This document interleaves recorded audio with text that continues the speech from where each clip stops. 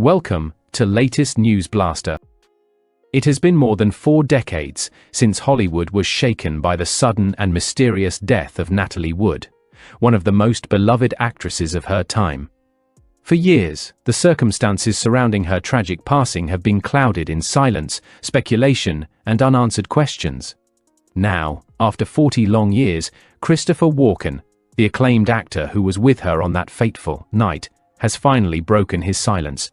His emotional confession has reignited public interest in one of Hollywood's most haunting mysteries: a star gone too soon. Natalie Wood was not just a movie star, she was an icon. From her early days as a child actress in Miracle on 34th Street, to her unforgettable roles in Rebel Without a Cause and West Side Story, Natalie's career spanned decades of brilliance. Audiences adored her charm, her expressive eyes, and her ability to bring depth and emotion to every role. But behind her glamorous public image, Natalie's life was often marked by turmoil. She had a complex marriage to actor Robert Wagner, filled with love, jealousy, and intense emotion. Friends and colleagues often spoke about the couple's passionate bond, but also the tension that sometimes simmered beneath the surface. On the evening of November 29, 1981, Natalie Wood, Robert Wagner, and Christopher Walken were aboard the yacht Splendour off the coast of Catalina Island. It was supposed to be a peaceful weekend getaway, but by morning, everything had changed. The night that changed everything. According to reports at the time, Natalie's body was discovered floating in the water near the yacht. She was wearing a nightgown, socks, and a red jacket. The initial investigation concluded that her death was an accident, a tragic drowning, possibly after she slipped while trying to secure a dinghy. Yet from the very beginning, questions surrounded the case. There were reports of arguments aboard the yacht, alcohol consumption, and inconsistencies in the accounts given by those present. Rumors began swirling that more had happened that night than anyone wanted to admit. For decades, Christopher Walken, who was one of the last people to see Natalie alive, refused to discuss the tragedy publicly. He maintained a respectful silence, saying little beyond expressing his sorrow for the loss of his friend and co-star. But in a recent, emotional interview, the veteran actor finally opened up, and what he said has brought new clarity and pain to an old mystery. Christopher Walken's painful reflection.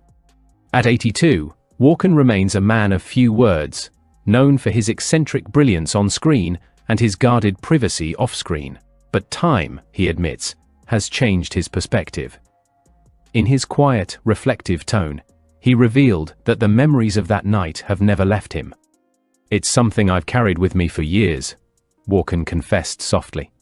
"We were friends. Natalie was such a warm, kind person. What happened that night was heartbreaking, and I think about it more than I ever say."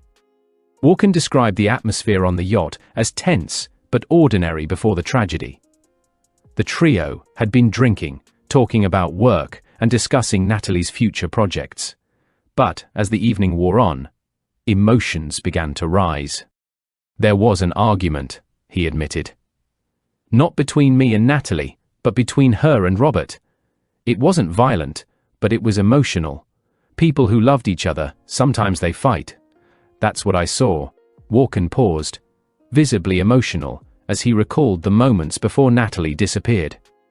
"I remember she went below deck, and after that, it was just quiet. Too quiet.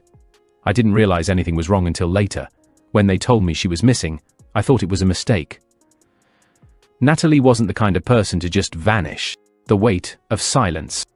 For years, Walken faced speculation from the media and investigators. Some accused him of knowing more than he was willing to admit. Others believed he had been unfairly dragged into a tragedy he could not have prevented. Through it all, Walken remained silent, until now. "People wanted me to have answers," he said. "But I didn't. I wasn't there when it happened. I didn't see her fall. I didn't hear a scream. It's haunted me, wondering if I could have done something, if I should have noticed something." The pain in his voice reveals the deep emotional toll that night left on him.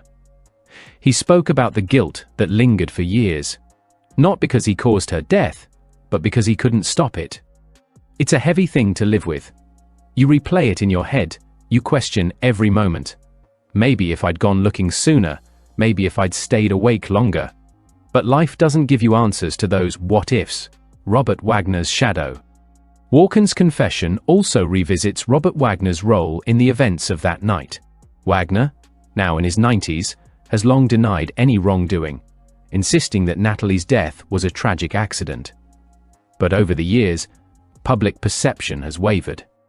When the Los Angeles County Sheriff's Department reopened the case in 2011, Wagner was named a person of interest, though never charged.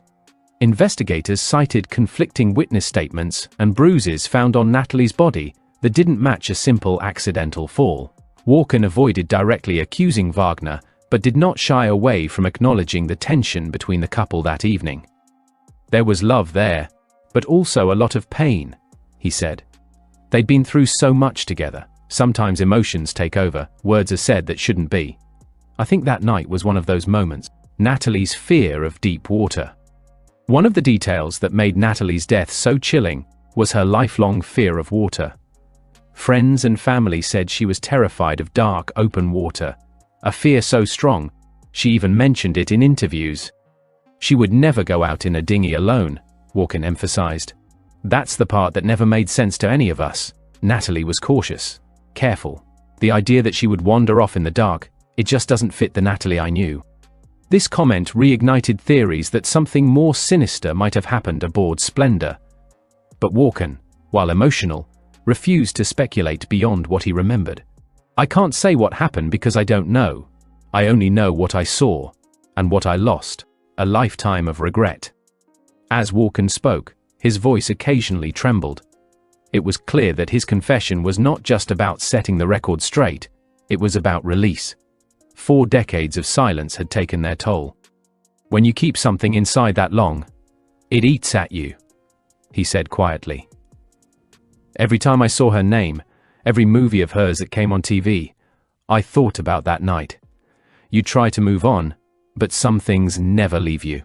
He revealed that he has spoken privately with Natalie's family in the years since, offering his condolences and support. They were gracious, he said. They wanted peace, just like I did. None of us wanted the story to turn into a circus. We just wanted to remember her for who she was. Hollywood reacts. The reaction to Walken's confession has been overwhelming. Fans, friends, and celebrities have shared messages of support, thanking him for his honesty and courage. Many say that his words, though painful, bring a sense of closure to a mystery that has lingered for too long. Film historian Daniel McCallum noted, Christopher Walken's statement may not solve the case, but it